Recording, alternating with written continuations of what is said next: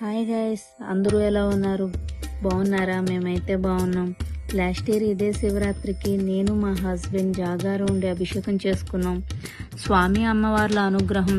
ఈరోజు మా ఇంట్లో ముద్దుల చంద్రికమ్మ రాకముందు వరకు మా లైఫ్ ఖాళీగా ఉండేది.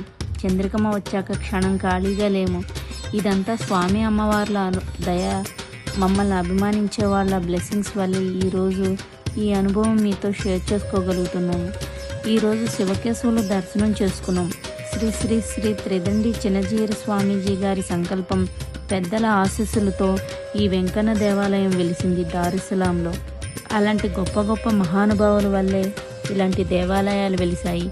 ఎప్పుడన్నా మనసు బాగోనప్పుడు వెంకన్న దగ్గరకు వస్తే ఎంత బాగోని మనసైనా సరే తేలికపడాల్సిందే.